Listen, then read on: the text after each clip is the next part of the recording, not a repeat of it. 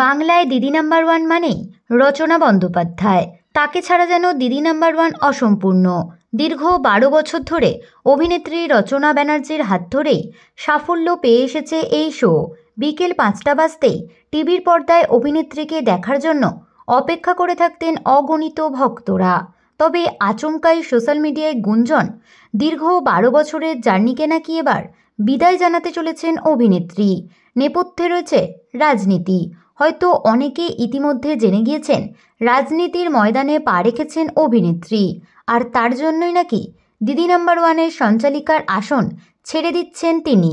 তাহলে কি সত্যিই আর মঞ্চে দেখা যাবে না রচনা বন্দ্যোপাধ্যায়কে? সোশ্যাল মিডিয়ায় এই গুঞ্জন ছড়িয়ে যাওয়ার পর আসল সত্য জানিয়ে অবশেষে নিজের মুখ খুললেন দিদি নাম্বার ওয়ানের সঞ্চালিকা। এই সংবাদ মাধ্যমকে রচনা জানান, হুগলিতে প্রচারে ব্যস্ত থাকার কারণে শোয়ের সময় নিয়ে সমস্যা হবে, এটা একদম ঠিক। তবে তিনি এই মঞ্চ ছাড়ছেন না।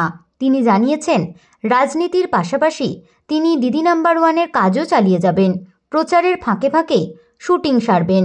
এবার থেকে রাতের দিকেই দিদি নাম্বার ওয়ানের শুটিং করবেন তিনি। অর্থাৎ দিদি নাম্বার ওয়ান শো তিনি ছাড়ছেন না।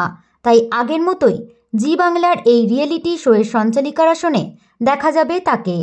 তো বন্ধুরা, বিনোদন জগতের এরকমই নতুন আপডেট পেতে আমাদের চ্যানেল টলিটাউনকে সাবস্ক্রাইব করে পাশে থাকা বেল আইকনে ক্লিক করতে ভুলবেন না।